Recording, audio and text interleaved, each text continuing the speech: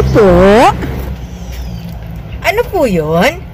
Dito po ba yung keyboard? Opo. Bakit po ako po yun?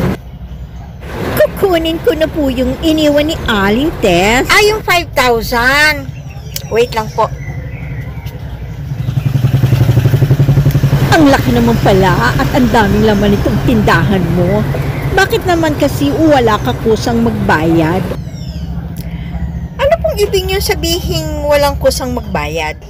Ang sabi lang kasi sa akin ni Aling Tess na yung pambayad niya sa akin ay hinira mo daw. Ganun po ba? Wala akong kaalam-alam na nagagamit na pala yung pangalan ko.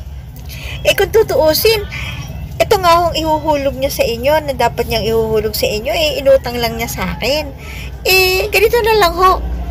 Pakisabi na lang ho sa kanya na hindi na ho ako magpapautang. Bahala na ho siya. Sige po, makakaalis na po kayo.